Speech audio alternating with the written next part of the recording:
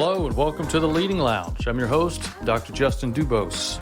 Here in the Leading Lounge, we talk with today's leaders and unpack lessons learned and being learned from a career of leading and communicating in their field. These conversations are designed to be both informal and informative, and we want to equip you with wisdom and tools to empower you as a leader where you are and where you want to be. Hey everybody, welcome to episode 38 of the Leading Lounge. Glad you could join us today. Today I bring you Ryan Clopton, who's a Chick-Fil-A operator in Glendale, Wisconsin. And this was a special interview for me because Ryan and I actually went to high school together, but we hadn't seen or talked to one another in more than 20 years since we graduated. And as circumstances would have it, I do some coaching with Chick-fil-A operators and directors and different team members. And Ryan's been in that same world for a number of years now. And so I called him up and said, hey, I got this podcast and I'd love to get you on here. So if you're in the Chick-fil-A world, you're in LDP or you're considering LDP, then everything Ryan has to say in this interview is going to be for you and it's going to be a blessing to you. In particular, I want you to pay attention to how Ryan opens up about the human element involved in his journey. Many times we can get so focused on the next rung of the ladder or the next task I need to complete or the next thing in my progression in order to get to the destination where I'm going. But Ryan does an excellent job of unpacking the human characteristics and the important things like humility and communication and the important people. He really does a great job of emphasizing the importance of people that helped him along his way, and now how his desire is to, in turn, help other people with the platform and with the business that God has given him. So pay attention to Ryan's journey and how, he thought it was going to be one thing and it changed, and how God used different people along the way to help him. And again, in particular, if you're in this Chick-fil-A orbit and you're considering a future within this company that I've come to love and respect and value so much, then make sure you take notes. Because there's a lot here for you. And if you're up in the Glendale, Wisconsin area, stop by the store and get you a sandwich or a salad and some fries and a drink. But be blessed by this interview with Ryan. All right, everybody, welcome to another episode of the Leading Lounge. Thanks for joining me today. I got a friend from actually high school, and I think before we jumped on the Zoom call, that was the last time we saw each other 20 years ago. But Ryan Clopton, thanks for joining me, Ryan. Chick-fil-A operator is it in Milwaukee or outside Milwaukee? Technically Glendale, about 6 miles north. Okay, cool. So yeah, looking forward to hearing about how you got up there and what you're doing and what you've learned. So Ryan, first question I ask everybody, which I'll ask it and get out of your way, is just, can you tell us a little bit about yourself and your professional journey that got you to Glendale, where you are today? Absolutely. Thanks, Justin. Great to catch up and talk for a few minutes after a couple decades and a few kids later. So, so kind of the shorter version. I grew up in Georgia. That's how I knew Justin there in the Warner Robins area. Ended up going to school, Columbus State University.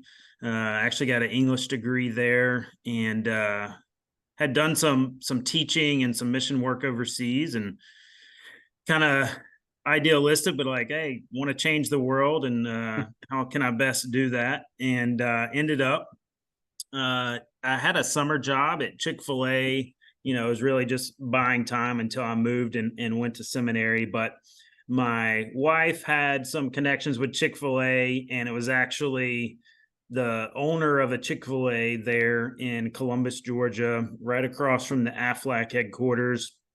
Her parents had taught him in Sunday school. And so my wife kind of grew up some with the Cathy family there at church. And so it was a job. I think it was like $8 an hour, $9 an hour. And we were engaged, about to get married, about to move to seminary. So it was just supposed to be for 3 months. And so took that job, moved off, went to seminary, and that was that. And, we were in this program for 2+3, where you go overseas. We're going to be learning Arabic, living in Dubai. Wow. We're going to work in Muscat, Oman.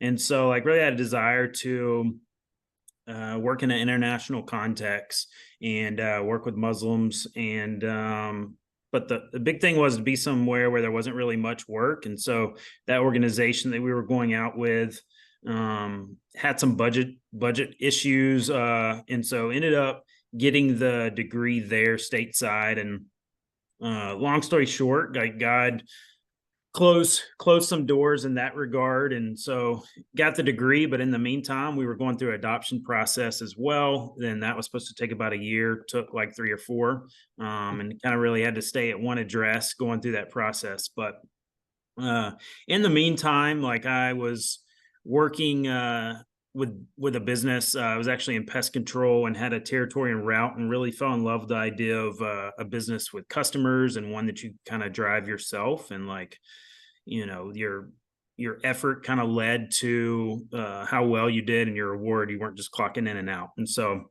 got to know hundreds of different customers, and I was meeting different people every day in different area. And I think there was just something about being able to create something that was yours, and create a team, and see it build from the ground up. And so I was looking after that, like, okay, what's next? And got to talking with a friend who worked for Chick-fil-A, and was debating on going back to graduate school, and looking at MBAs and things like that in the area that we were in. But Chick-fil-A was the route that didn't put me in debt, going back to school. And so we kind of agreed on that after talking to this individual that had 2 Chick-fil-A's, and went back, ended up general managing. He had 2 stores, ran one of those for him for a couple years, and ended up entering in the leadership development program that Chick-fil-A had, opening new Chick-fil-A's for part of that time, and then being an interim operator for the rest of the time. And so you get to see different cities, different countries. Of course, there's challenges, living in a hotel with a family, but did that. And you're going through the interview process throughout that time. And we really liked the Midwest. We had some assignments, like I opened a Chick-fil-A at Purdue University in Indiana, loved the people and kind of the way of life. And so I had a couple friends that landed on Wisconsin, visited, and ended up landing here. Nice. And so how long you been there in Glendale? Yeah, so a total of about in Glendale, 1.5 years, going on 2 years, mid-October, and worked briefly for a Chick-fil-A before that on the south side of the city. So going on about 3 years, but running the new store that we have over 1.5 years now. Okay. Gotcha. Yeah, man, I've been impressed with the LDP. I know it's like a long, intense process. And I'm glad you mentioned about, a route that didn't involve more debt, because I just sent you a picture before we started recording, my oldest daughter, starting to work at Chick-fil-A. And I've told her that I'm like, I took a route that involved quite a bit of student loans, and not sure it was worth it in the end. I mean, I'm sure it will be, but like, here's a door that no debt, great experience. Like, there's a whole from beginning to end process. So yeah, I've been super impressed. So I want to ask you specifically about the LDP. So is it a 3-year process, or does it vary at all?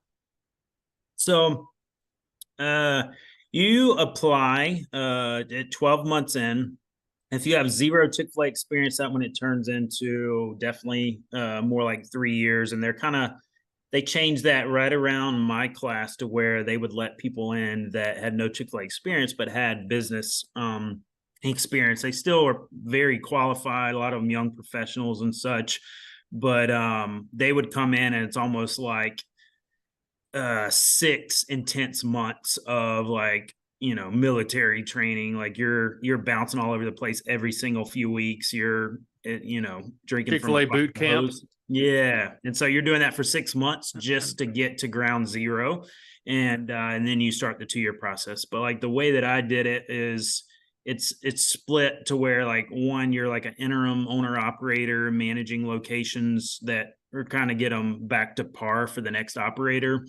And then half the time you are, opening, kind of like planning events and opening new stores, where you bounce around every couple months to prepare for an opening. But, it's a great program, and that you see the other side of the business. You're working as a corporate representative. Like, at least on the interim side, many times you're going and putting out fires. And like there were times that I didn't know where I was going until 24 hours ahead. And Mm. it's like, hey, can you be on a plane tomorrow? We've had an operator pass away or whatever it may be. And Mm. so you really learn how, as a leader, to prioritize, like, because there's a million different things you could be doing, but you got to ask, like, what's the most important, like, from hiring and setting the business up for success. There were even situations where I walked in and operator had passed away, had 2 stores, 200 team members, and because of some of the I guess documentation issues and them switching to be employees out of Georgia, like we lost 90 team members the first day between 2 stores that we had to Jeez, hire back up. And man. but yeah, it's a great program. You learn the other side of the business and it really helps hone your leadership skills and gaining followership quickly and how to create connections in the community. Despite the challenges with it, it's a great opportunity. A lot of people will come out of that and end up working at the home office, and then I would say maybe 80% of them end up becoming owner operators. And so whether you're applying to own a Chick-fil-A outright, it just raises your chances as well coming through that program because they've kind of like vetted you. Yeah. Yeah, that was one of the things that's really impressive to me is it's a pretty closed funnel just to even get in there. Pretty tight, hard to Yeah, they do. have maybe 220, 250 in the program. And then, of those maybe selected, maybe 80% will be selected, out of that program at some point. And, you have the opportunity after the 2 years to stay in longer as you're waiting on, so some will stay up to 3 years in there. Gotcha. So let me ask you a specific question. So if the Ryan of Glendale today could go back and talk to the Ryan of whatever that was 5, 6 years ago, 7 years ago, whatever, who was like just getting started in the LDP, knowing what you know now, what's some particular piece of advice you would share with your younger self? Like from a leadership perspective. Yeah, yeah. Like now that you own a store, like this is probably something that I would have paid more attention to or tried to learn that would have prepared me for leadership as an operator. Hmm.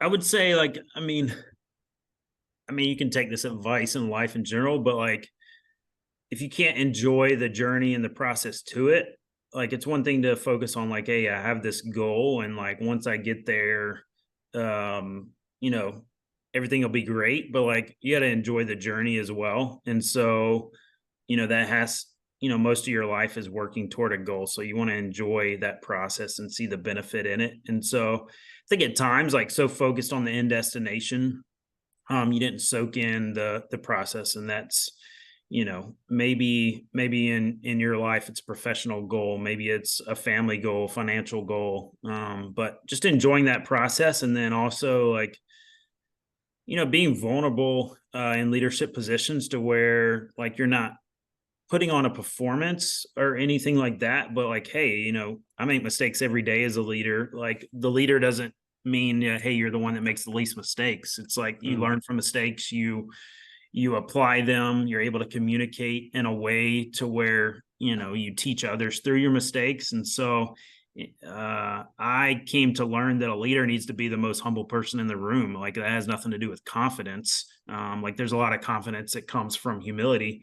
And so, I just learned a confident humility, I would say, through failure and through, you know, realizing what not to do. I would have never described myself like naturally as a leader. It was definitely a learned thing. I didn't just wake up and lead. I wasn't naturally, this charismatic person. I wasn't naturally like this outgoing, gathered, you walk in the room and everybody pays attention, but it came through just life lessons. It came through like, you know, um, at times having assignments and roles to where people didn't want to be there and nobody wanted to work there. And like they're the ones left when another business owner like took everybody that they did want. And mm, so you have to walk into a room and nobody wants to be there. You learn how to really gain the trust of a team. And so that involves vulnerability. It involves finding connection and the positives in someone, you know, um, even if you have somebody that doesn't want to be there, like there's something in their life that you can connect with. And so maybe it's a mom and you connect with them on parenting. Maybe it's, their faith. Maybe it's their previous background and work, just life experiences. There were times, not to get overly personal, but like there were difficulties on the road, even from a family's perspective or mental health, like whatever it is. I think like God's put certain challenges and adversity in my life, even that he's used to be able to connect with young people in a Chick-fil-A sense.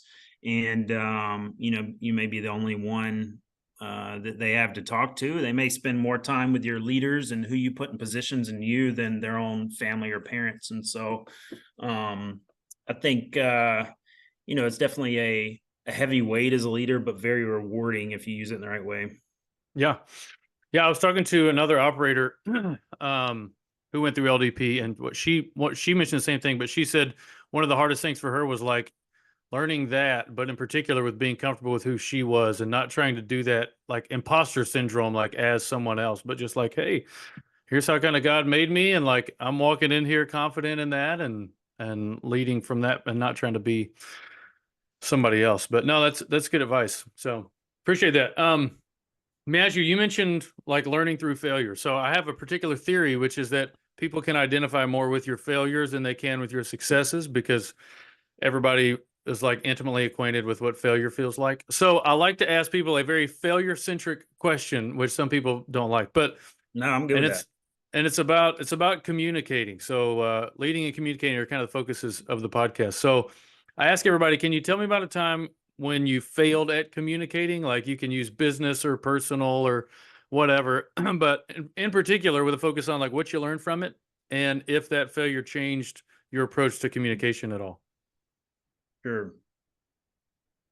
Building on that theme, kind of like what we're talking about, and confident humility, but vulnerability. I think there's an aspect of leadership that just comes with time and experience, um, and adapting.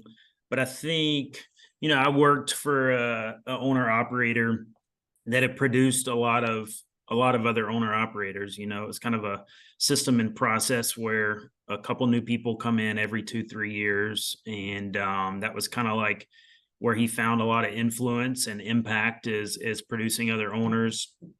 And I'll tell him this, but then also throughout interviews, like I explained it as like he was kind of like the Nick Saban of owner operators. And so you're sitting here busting your rear end, giving 98%.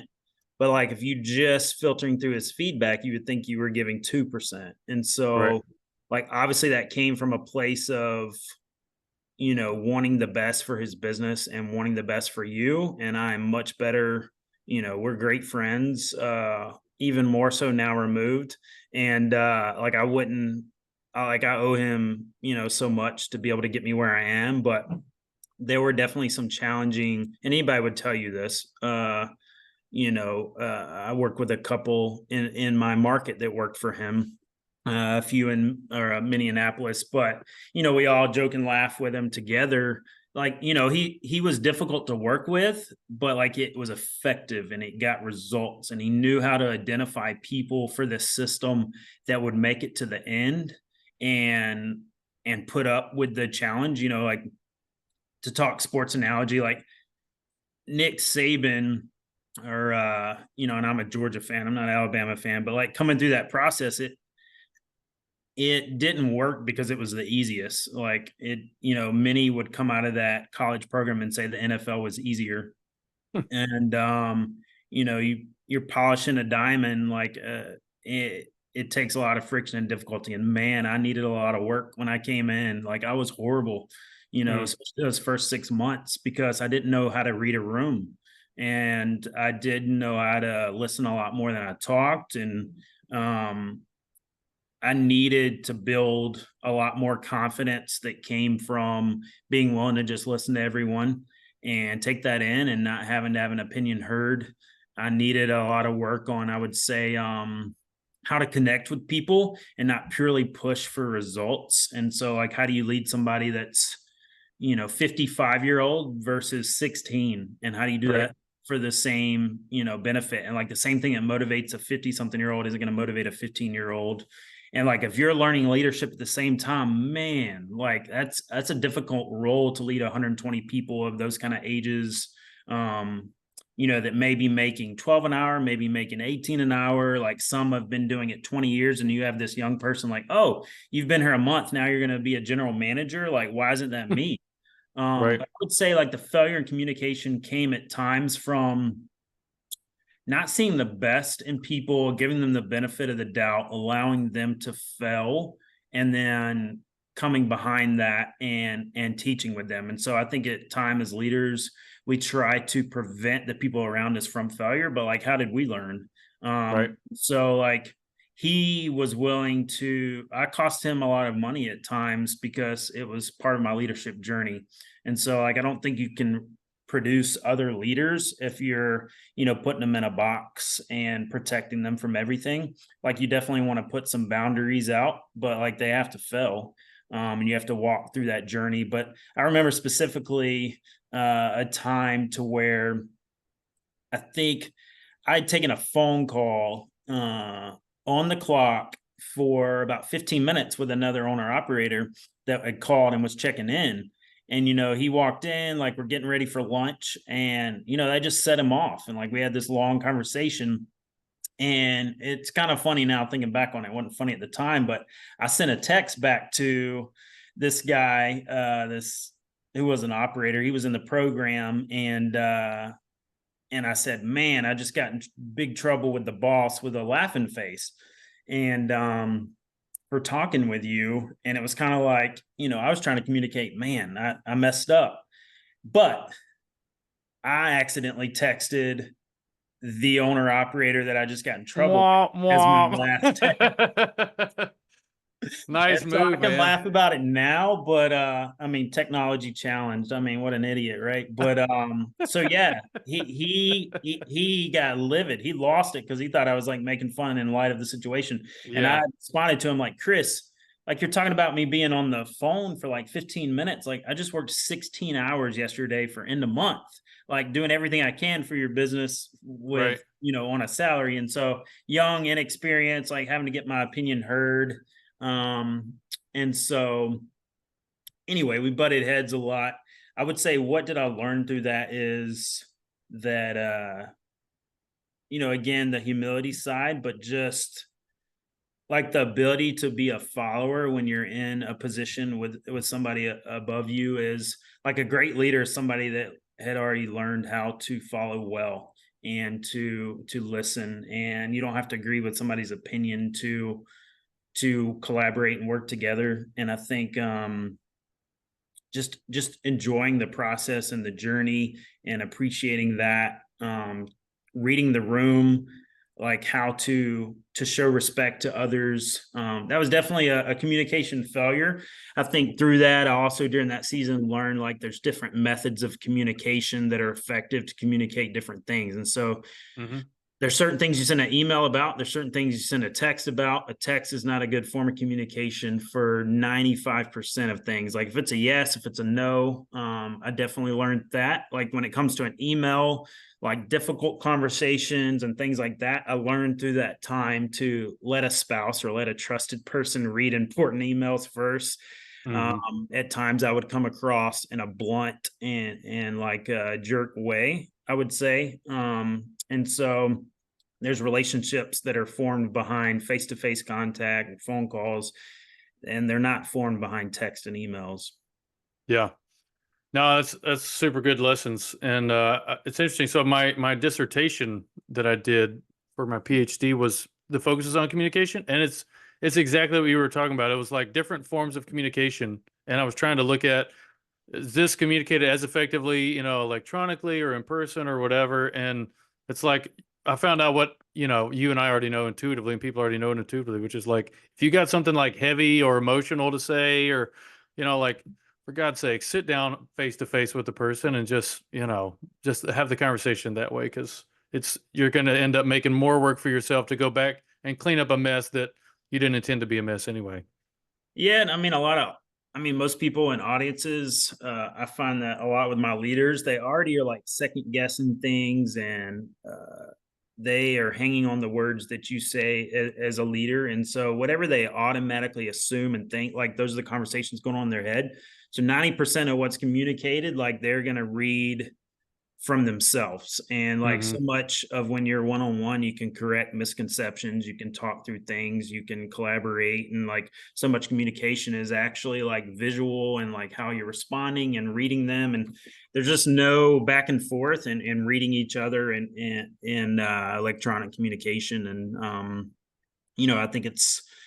I think it's also further heightened, like working with young people. Like, I mean, they're so used, their entire lives have been like in blurbs and text and tweets. And so, like, I send an email out, and if it's like 2 paragraphs, like they're going to read the first 2 sentences. And I know this because I'll put little things at the end, like, hey, if you've still read this, like, hey, free meal, free shake. And it's like 5%.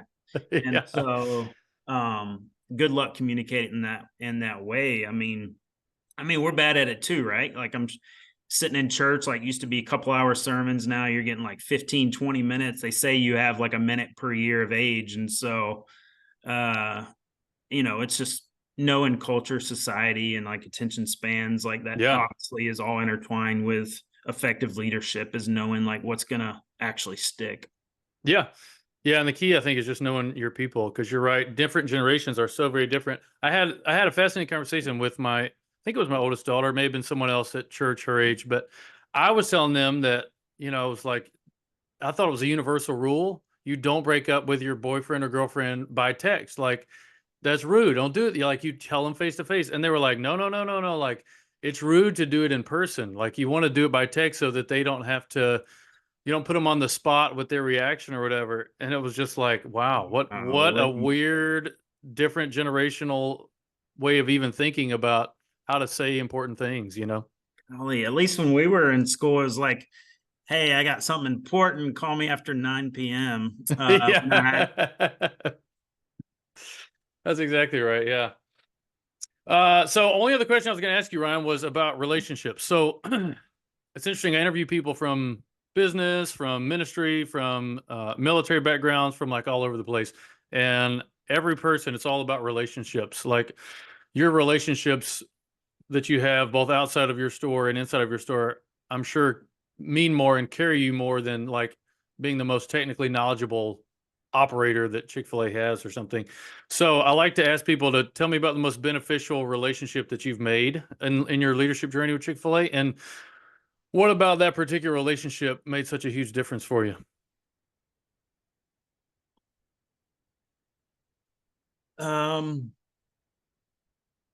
I would say, there's definitely individuals inside the Chick-fil-A world that came along, whether it's, I'm thinking of individuals like Andre Kennebrew, who I first reached out to interested in Chick-fil-A. And this is someone that had selected, before he left that role, he had selected 5,000 people, whether through LDP or I'm sorry, he had done 5,000 interviews, and at that time he had selected the most people to be owner operators and within the program. And now he runs Life Shape, which is kind of like the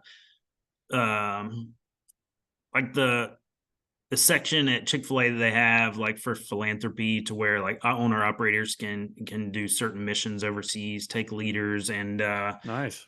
kind of like international work. And so that's something like the Trudy White, which was like daughter of Truett. They were missionaries in Brazil for about 10 years. And so they've kind of started this organization. So he works for them.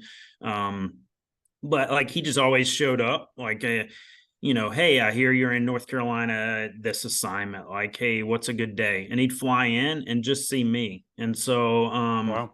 that was definitely in the Chick-fil-A side. And, he's somebody there when I'm ringing the bell, he's somebody there at the dedication dinner. But I would say, outside of that, even in the Chick-fil-A realm, like what impacted me the most. So I have a mentor in West Africa, Ghana. And so actually just took back my son, who's adopted from there. a couple weeks ago. It was his first time back. We visited the ministry there, and he was able for the first time to meet like his grandmother and great aunt, and so that was a great trip. But Hmm. Eddie and Neem, kind of my mentor over there, I would say that definitely has had the most impact on me. Like he came and did my dedication dinner at the restaurant, but I would say just learning from him. Again, like the theme of humility, like it's not someone that's ever like, promoting his accomplishments, and, he's able to be far more effective because he's never worried about like who gets the credit.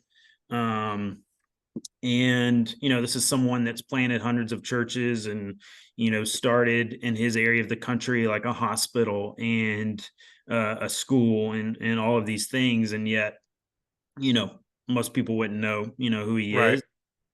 Just it's a challenge in my life of like, you can do a lot of effective things if you're giving the credit to other people, you're not spending your time focused on making sure everyone knows. And so like even learning that, since we're on the Chick-fil-A theme from Truett, you know, my my wife had an adopted brother who passed away when he was 20. I guess she was, I think if I remember right, a freshman Hmm. in high school. And so he had struggled with drug addictions throughout that time. And, even as a young kid, like he was in juvie, struggling with addictions. And so he was actually in Truett Cathy's Sunday school class growing up. And so they had a special relationship.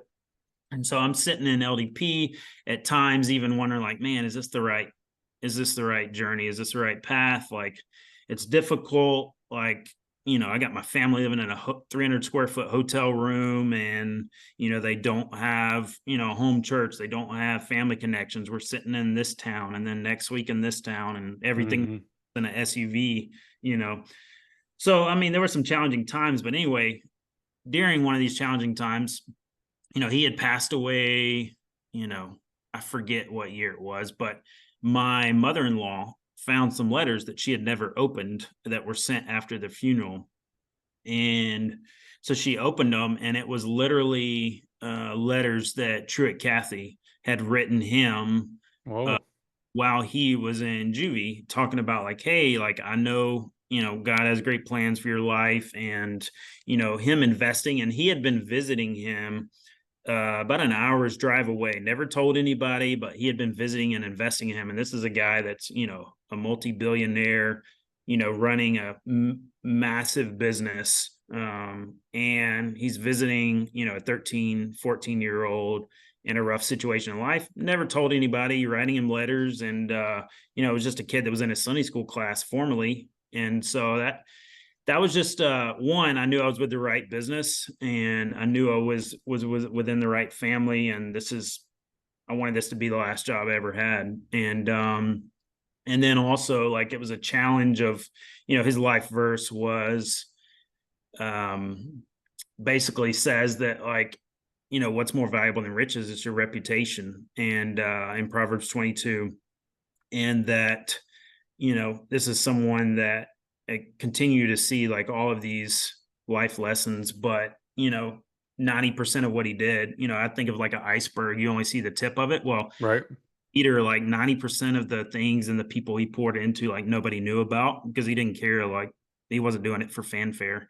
And so it challenged me as a leader, like, and the people that had the most impact on me are the ones pouring into me. And like it wasn't for some kind of official role, like, whether it was Andre or whether it was a mentor Eddie, like nobody told them they need to do this. It wasn't part of a job description. Like they actually cared about investing in someone else. And I think like the highest form of leadership is like mentoring and coaching. And when you're gone, like what still exists. And whether it's true at Cathy, we see that in his life.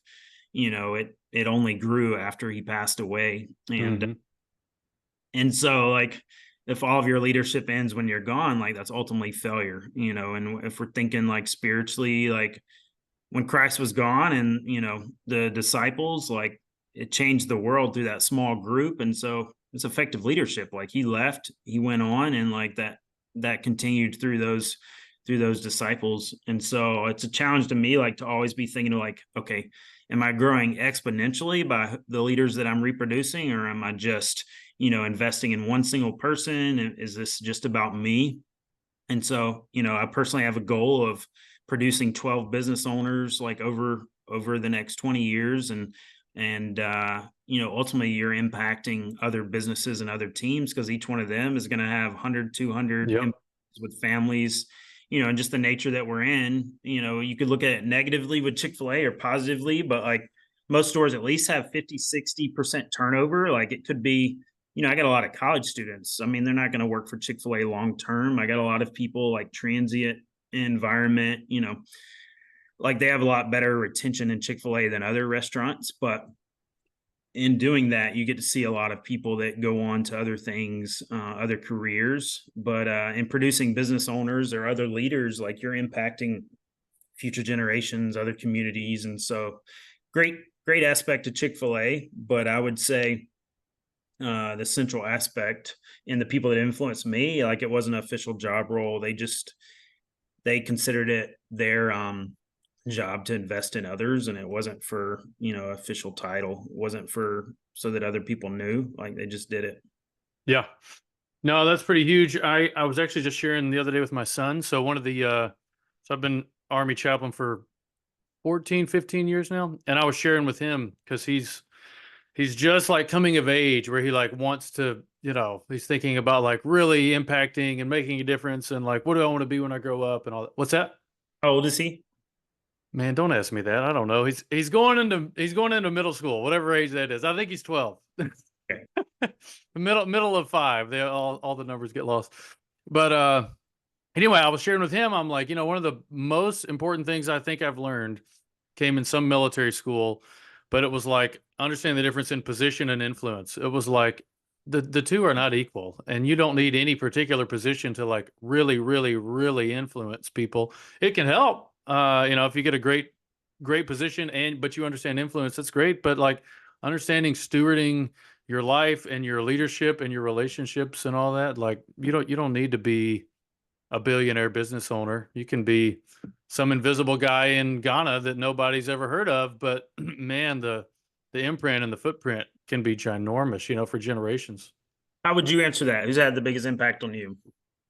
So I would say probably the guy that was my first pastor. He was like, in my mind, really, really high elevated. He was a Naval Academy grad. He was a Marine infantry officer, felt called to ministry, got out of the Marines, went to seminary, got a PhD. Anyway, had this like illustrious career.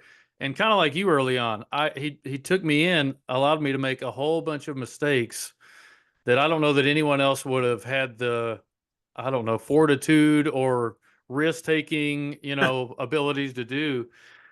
And man, it was wonderful. Like really, I felt adopted almost, like, man, this guy wants to spend time with me and wants to whatever. And so I really see that as like the launching point for helping me not only kind of learn those lessons that you talked about, the value of relationships and investing, but also the importance of doing it on a personal level, like personally spending my time investing in other people. So yeah, huge, huge influence on the trajectory of my life.